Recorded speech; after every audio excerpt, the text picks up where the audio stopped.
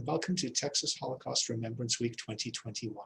My name is Nami Echolov, and I'm the Holocaust Memorial Museum of San Antonio's director, as well as the interim CEO for the Jewish Federation of San Antonio. We want to thank you for joining us for this special program, as well as to thank the Texas Holocaust and Genocide Commission for underwriting all the production costs associated. In case you'd like to see any of our other programs or other resources available put forth by the museum, please make sure to check out the Holocaust Memorial Museum's website at hmmsa.org.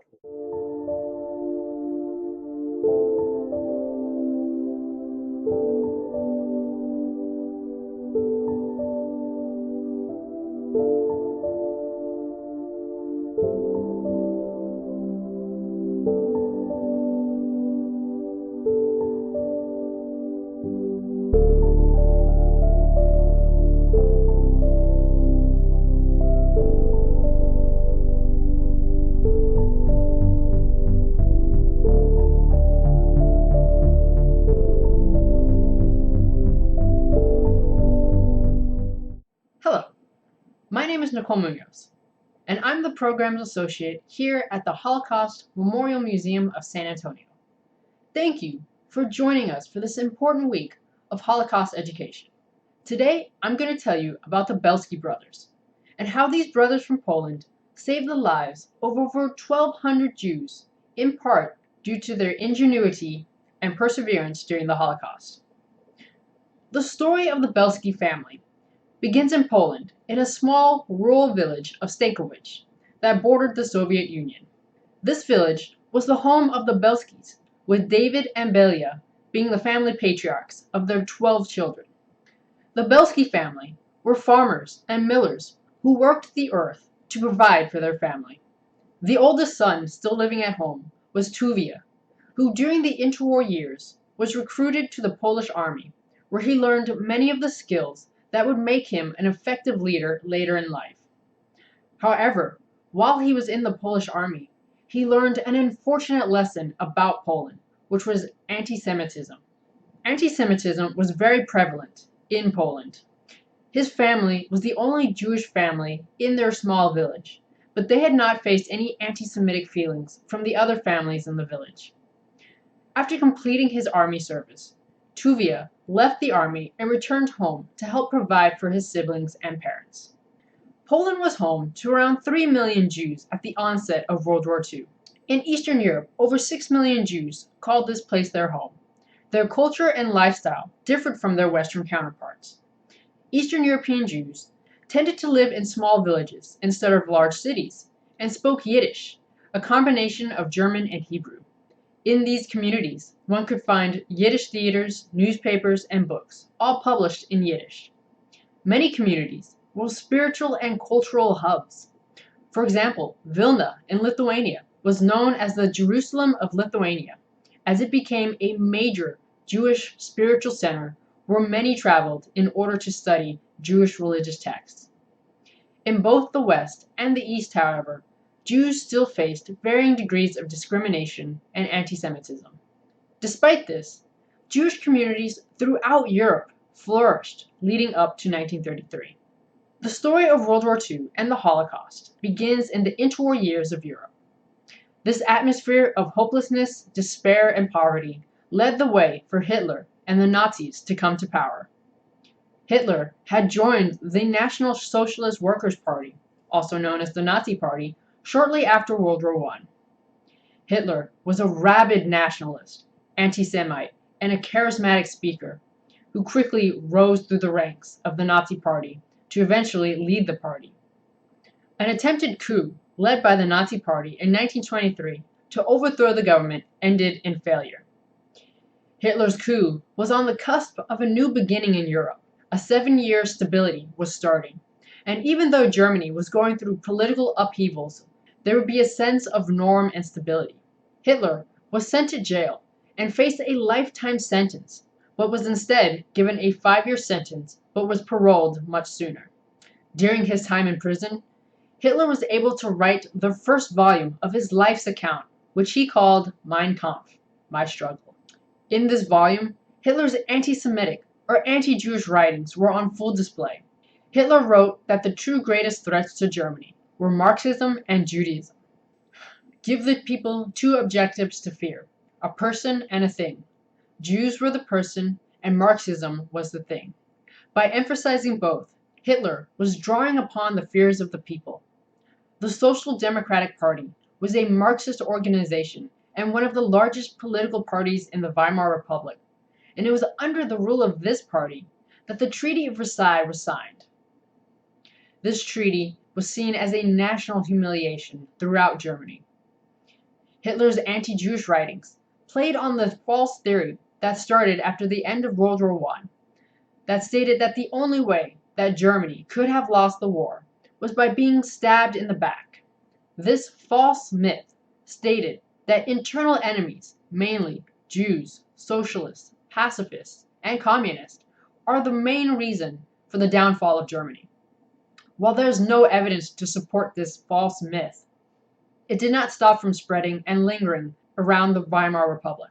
Leading up to the 1928 national elections, the Nazi Party was expanding to include the Hitler Youth as well as the uniformed troops known as SS and SA, which provided security and acted as Hitler's thugs when needed. While the Nazi Party was still seen as a fringe group, they were very active in recruiting those in the age group of 18 to 24. Hitler got the idea of involving the youth from one of his idols, Italy's Mussolini. This group was more susceptible to buying into the Nazi propaganda, as many were unable to gain employment, with unemployment rising from 3 million in 1930 to 4.5 million in 1931, and eventually to 6 million, which was 25% of the workforce by 1933. People, especially the youth, wanted someone to lead them. Almost 2/3 of the Nazi Party were under 40 years of age, and many clung to Hitler, who offered them a sense of unity. When the Great Depression hit in 1929, and as unemployment rose, so too did Hitler's popularity. More and more people were drawn to his fiery speeches of rebuilding Germany into the great nation it once was. The next election, in 1930, saw the Nazi Party rise to the second largest in the state. The 1932 election saw the party become the largest in the state, and once a coalition was formed, Hitler was appointed as chancellor. In the first few months of Hitler's regime, his focus was not on Jews, but on communists. The Reichstag fire on February 27th was blamed on the communists. This gave Hitler an excuse to push the boundaries of his power. President Paul von Hindenburg issued the Decree for the Protection of the People and the Reich, also known as the Reichstag Fire Decree. This allowed for the restrictions on personal liberty, restrictions on the right of free expression of opinion, freedom of the press, the right to assemble, and restrictions on property. This decree also allowed for the arrest of political opponents and the dissolution of political organizations. In March of 1933, the Enabling Act allowed the passage of laws without the consent of Parliament. Hitler assured Parliament that his new authority would only be used in cases of emergencies over the next 4 years. But by July of 1933, all political parties besides the Nazi Party were abolished. During this time, the Nazi Party sought to solidify its hold on the people of Germany by using propaganda. Mass rallies, radio programs, and films all broadcasted the greatness of Hitler and the Nazi Party, while emphasizing the dangers of Jews and others outcasted in German society. Eventually, every aspect of German life was in some way controlled by the Nazi Party. The legal system, police, media, schools, and universities were all controlled or monitored by the party. Anything that threatened the party was done away with, which included books written by those the Nazis disagreed with. You can see here that book burnings were often held to dispose of the books banned in Hitler's Germany. The first concentration camp, called Dachau, was opened in 1933. This camp held those deemed hostile to the state. This meant opposing political opponents, Jews, communists, and others could be sent to be re-educated. This re-education oftentimes was through severe treatment and torture. The Nazi ideology was racist at its core. The entirety of the Nazis' worldview could be explained through the lens of racism. Hitler touted the racial superiority of the German people, the Aryan people. The Aryan race was those of the German or Nordic European descent who were at the top of the racial hierarchy, according to the Nazis. Any positive development in the fields of science, arts, and technology was attributed to this race. While other races varied on the hierarchy, Jews were the complete opposite of the Aryan race.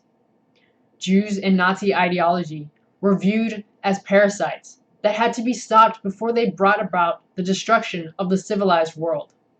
It's important to note that Judaism is a religion and not a race.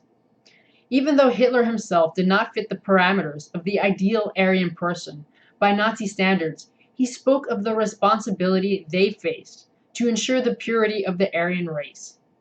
Professors at German universities, following the racial Nazi ideology, reinforced this racism by developing a pseudoscience that measured and noted the physical features of a person to determine their racial origin. You can see pictures of this here. This science would be taught to the Hitler Youth. Children were important in Nazi Germany, and they were taught the importance of keeping their race pure and the dangers of mixing races. Steps were taken in 1933 to begin fortifying the German master race. The pseudoscience of eugenics, a way of improving a population by selected breeding and forced sterilizations, was practiced on Germans deemed racially inferior. Hitler, in a matter of months, was able to end the Weimar Republic and set the stage for the Nazi era, where the freedoms of the people were abolished for the sake of security. On September 1st, 1939, the world was cast into darkness as Germany invaded Poland. France and England, Poland's allies, in return declared war on Germany, but they would take months to act. In the meantime, the Polish army quickly fell to the more advanced German army. The Nazis viewed the Polish as racially inferior, whose only worth would be slave labor. In order to achieve this, the Polish leadership had to be executed. Leaders from every walk of life were rounded up and murdered. Because the Nazis intended to use the Poles as slave labor, Polish children were not allowed to attend school after the 4th grade. Any Polish child who fit the Aryan profile of blonde hair and blue eyes were taken from their families and sent to Germany to be raised as a German. Poland and the small village of Stankovic, the home of the Belskis, came under siege with the start of World War II. Adolf Hitler, the leader of the Nazi Party, and Joseph Stalin, the leader of the Soviet Union, had signed a non-aggression pact known as the Russo-German Non-Aggression Treaty, which was also called the Molotov-Ribbentrop Treaty, after the two men that helped to bring about this treaty. This treaty stated that neither country would attack the other. They would consult each other on their mutual interests. Neither party would join a group that threatened the other party, and they would solve any differences through negotiation or arbitration. While neither Nazi Germany or the Soviet Union intended to keep the sanctity of this treaty, it bought both parties valuable time. For the Nazis, this treaty meant that they could expand their borders into Poland without worry of a Soviet attack. For the Soviet Union, this treaty bought Stalin time to reorganize his military after he had purged many of his top military officials. Now, unbeknownst to the world, there was a secret protocol in this treaty that not only divided Poland between the Soviet Union and Nazi Germany, but also divided other countries, such as Romania, Lithuania, Estonia, and Finland, into spheres of influence. Poland, by September 28th, was completely taken by both Nazi Germany and the Soviet Union. Within Poland lived 3 million Jews who now faced two different paths. For those under Nazi Germany rule, they would soon be subjected to a horror that the world had not seen before, while those under Soviet rule would face difficulties, but for the time being were safe from the terror of the Nazis. The village of Stankowice now came under control of the Soviet Union. Life in this small village was not as effective as it would have been had it fallen under Nazi control. It was not until 1941, after the fall of France to Nazi Germany in 1940, that life for the Belsky family would change. As the German army moved east, behind them followed the Einsatzgruppen, whose original job was to move the Jewish populations into ghettos. This began the preparation of the Nazis in achieving their final goal for Europe's Jewish population. The ghettos would have a Jewish council as well as a Jewish police force. Both would be used to carry out Nazi policies and orders. In these ghettos, Jews were subject to extreme conditions due to the small size of the living spaces and the sheer amount of people. Food was rationed to the extreme, with most Jews receiving about 180 calories a day. Jews aged 10 and up were forced to wear a yellow Star of David on their clothing at all times, and those aged 14 to 60 were subject to harsh slave labor. Within the ghettos, the population soared as people were not allowed to leave or enter, as guards were positioned around the enclosed ghetto. Even though conditions were severe, the Jewish people set up organizations such as schools, hospitals, cultural programs, and religious services to help have a sense of normalcy. Those attempts to normalize their situation aided in overcoming feelings of despair and hopelessness. The Judenrat were Jewish elders selected to carry out the Nazi orders and to deal with the day-to-day running of the ghettos. This was not a position that was envied by others. Fellow Jews despised the council members for working with the Nazis. At times, these council members could be as cruel as the Nazis themselves. The establishment of the ghettos was during a period when mass murder was not yet the policy. At this point, the Judenrat adopted the strategy of compliance. The Germans encouraged this, setting the precedent that Jewish labor would be used to help the war effort, essentially saying that work would set them free. When deportations began to various death camps, the Nazis used these Jewish elders to acquire those for transfer. Often, the elders knew or suspected what the final destination was of those on these deportations and could not deal with the knowledge, often committing suicide or volunteering for the deportations themselves. As Germany wanted to rid its area of Jews in order to expand the living space of the Aryan people, the question became, what do we do with the Jews? When Germany invaded Poland, they acquired 2 million Polish Jews, which were being forced into ghettos. But getting rid of their Jewish population wasn't happening fast enough for the Nazis. When Hitler decided to invade the Soviet Union in July of 1941, the policy for dealing with the Jews turned to mass murder. Nazi Germany in June of 1941 launched Operation Barbarossa, the code name for the invasion of the Soviet Union. With nearly 3 million personnel taking part in this operation, the Eastern Front of World War II was opened. It was on this front that many of the atrocities of the war would be seen. In addition to the millions of Soviet soldiers and civilians that were killed by the Nazis, the plan to free Eastern Europe of Jews began in earnest with the Einsatzgruppen. Tuvia Belsky, as well as his younger brothers, Ossiel and Alexander, who commonly went by Zeus, were called up to their military units to help fight against the invading Nazi forces. The lack of military organization and resources led to a command breakdown, with the order of every man for himself taking place.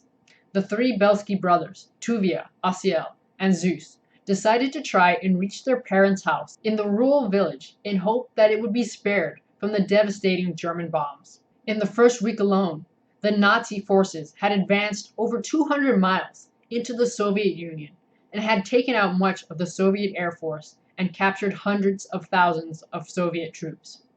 By December of 1941, the Soviets were finally able to stop the advancing Germans from reaching Moscow, as the harsh winter conditions forced the Germans to halt their advances.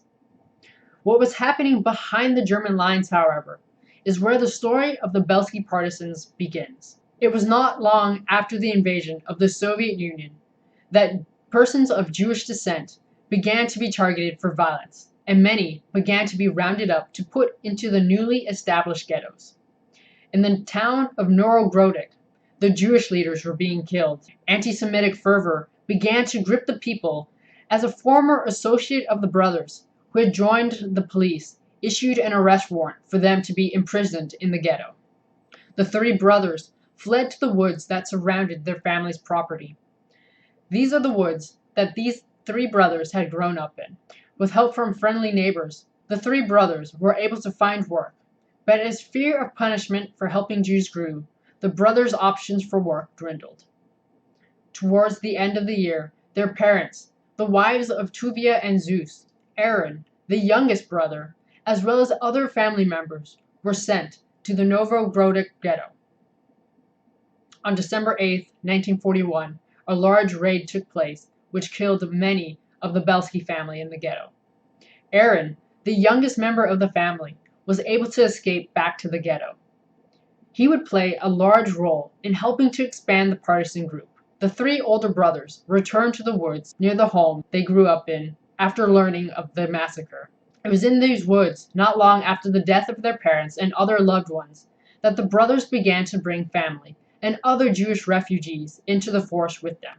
Tuvia, the oldest, decided that by keeping the group made up of Jews, they would not have to worry about being betrayed.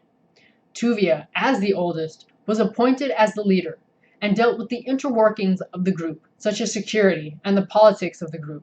Asiel, who was 2 years younger than Tuvia, was second in command and dealt with the day-to-day operations of the group. Zeus was third in command and collected information to keep the group safe. Each brother was responsible for an aspect of the group that would ensure their survival and safety. Aaron, the youngest brother, because of his size and his age, was able to sneak in and out of the ghetto. With this ability, he was able to bring people out of the ghetto and into the forest encampment. However, the safety of the group was threatened as the group continued to grow as more refugees fled from the ghetto. With the ever-growing size of the group, being able to conceal them became a concern. Discussions arose of whether the group should continue to grow, but Tuvia was determined to accept any Jew who needed refuge, and even though this led to disagreements, members of the group relented to Tuvia, their leader. The group was primarily made up of the elderly and children, with the fighters being the smallest in number, but the most respected within the group, as they ensured the safety of the group as a whole. Tuvia's leadership proved to be fundamental to the inner workings of the group. In order to keep their group safe, Tuvia knew that they needed to recruit younger and stronger men to help with this task. But convincing people to leave the ghetto was not easy. This is where Aaron, the youngest brother, played a role. He had a very welcoming personality and was able to convince people that life in the forest was better than life in the enclosed ghettos. At this point, many were unaware of the Nazis' plan to eliminate all of Eastern Europe's Jewish population. Those forced in the ghettos believed that this may have been temporary, or a new normal that they would have to endure. Those willing, however, could not leave the ghetto at will. While Aaron could help get out some of the people, this had to be done over time, which life in the ghetto did not guarantee. Aaron had help through special messengers. Those that wanted to join the group were led to escape in the evenings and were told of 2 places where they could safely hide before they made contact with one of the Belsky brothers. The Polish family of Franciscus Boborowski helped save dozens of people in aiding the Belsky brothers. Unfortunately, they were caught just prior to the Germans leaving the area and were executed for aiding Jews. Except for one daughter, all were killed by being burned alive in their home. The other family was a Belarusian family of Konstantin Kozlowski, whose farm was isolated but was 8 miles from the ghetto. The Jews that found refuge with this family were picked up by the Belskys. Both families, after the war, were honored as righteous among the nations for their role as upstanders during the Holocaust. Now I'm going to tell you a little bit about what a righteous amongst the nation is.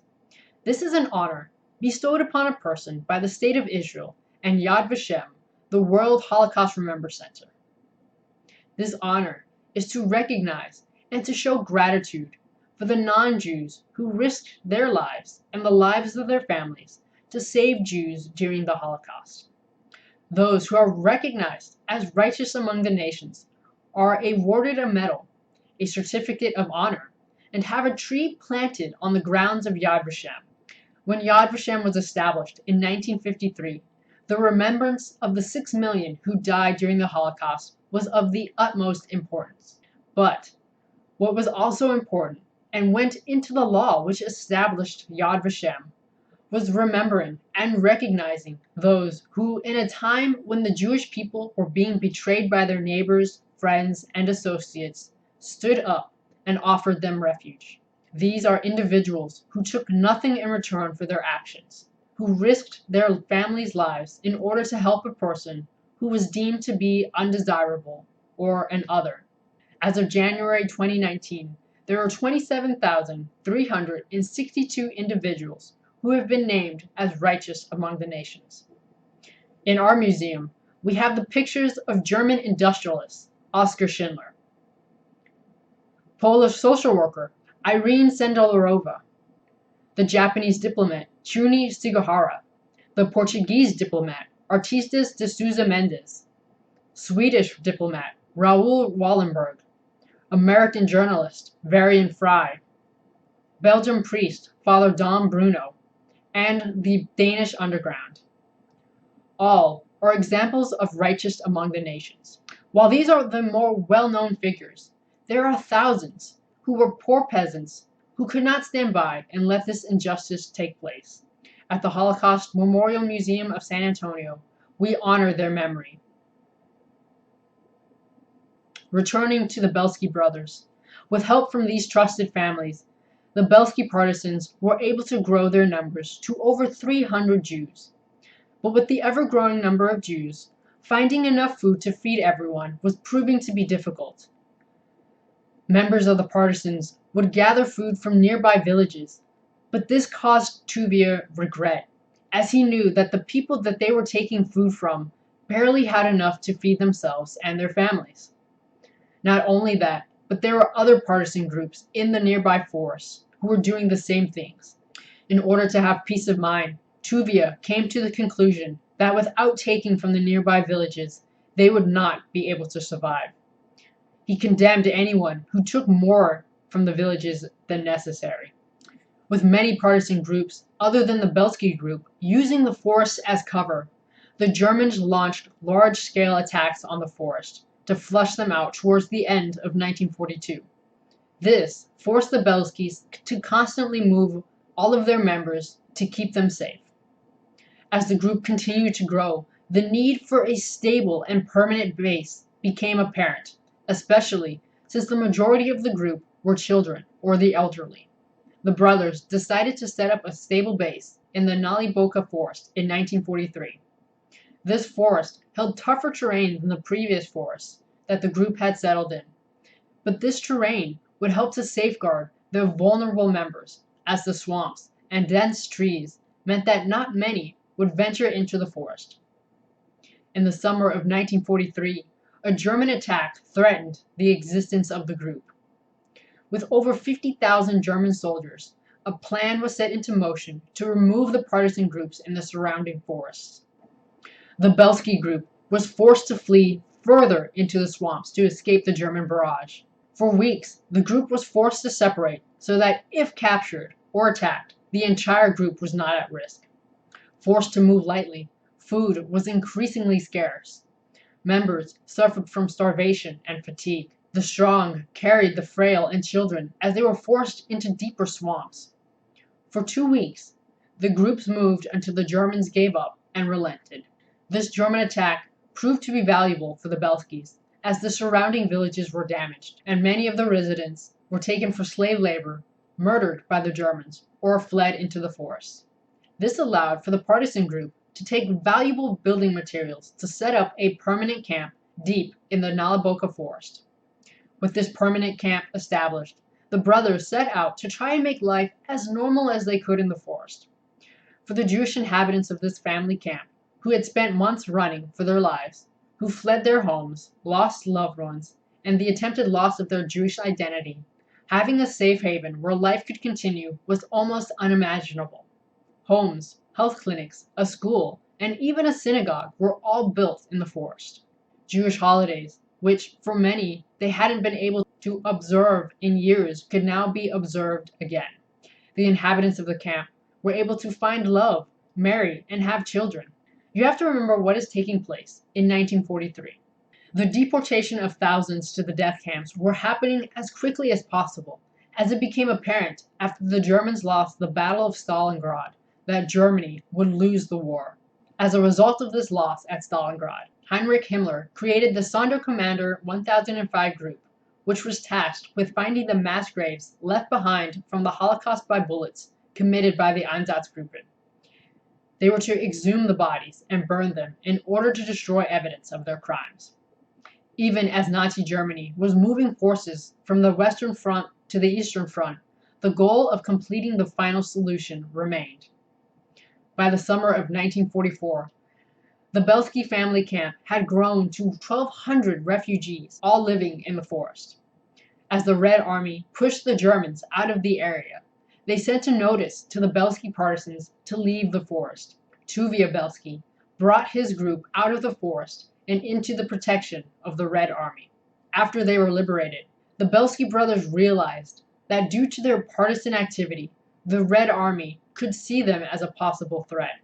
Tuvia and his wife, as well as Zeus and his wife, fled to Palestine and later immigrated to the United States in 1956, where they were met by Tuvia and Zeus's older brother, Walter, who had moved to the US before the war broke out. Tuvia passed away at the age of 81 in 1987. He had 3 children and 10 grandchildren. He was first buried in Long Island, New York, but was later exhumed and taken to Jerusalem, where he was given a full military burial with honors. Zeus lived to the age of 82. He had 3 children and 6 grandchildren. Asiel joined the Red Army, but was unfortunately killed in the Battle of Königsberg in 1945.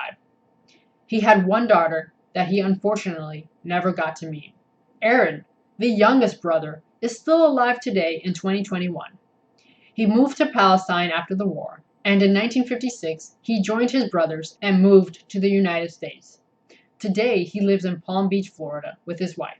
Resistance took place throughout the Nazi regime, whether through unarmed or armed resistance in the ghettos and camps, or through partisan units in countries occupied by Nazi Germany.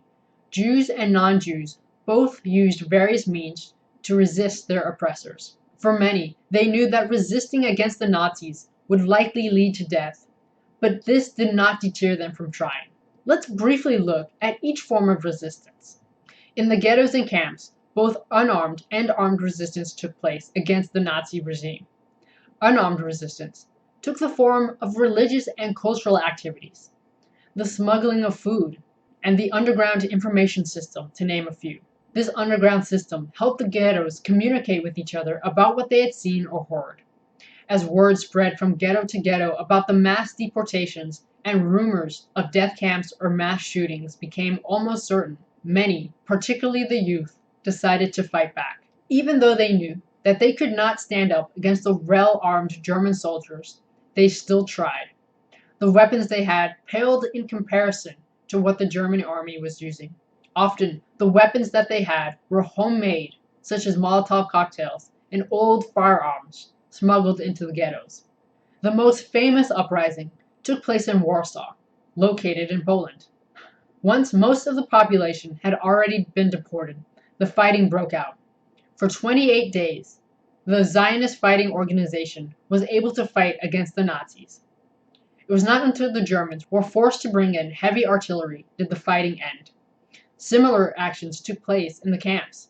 In Treblinka and Auschwitz, armed revolts took place. While damage was done to both camps, not many of those imprisoned were able to evade capture, but the damage done to the sites themselves helped to slow down the killing process. Partisan groups were very active during the war, especially once Poland fell into the hands of the Germans. Their tactics focused more on hit and run, sabotaging communications, and the smuggling of arms. Unfortunately, Jews who were able to escape the ghettos and wanted to join these groups often had to hide their Jewish identity, as many in these groups held anti-Semitic beliefs. When millions of Jews were murdered in the span of a few years, the survival of 1,200 Jews in a remote forest in Belarusia is truly remarkable. The Belsky partisans, being an all-Jewish group, refused to turn away any Jewish children and the elderly, who were society's most vulnerable populations. Under the leadership of Tuvia, he and his brothers would not leave them to their fate. For the millions that were killed, their memory will be preserved through the efforts of Holocaust museums so that their deaths will not be in vain. Today, the missions of museums, such as our own, is to preserve the memory of those who perished, but to also educate and instill in those who visit the dangers of prejudice and discrimination.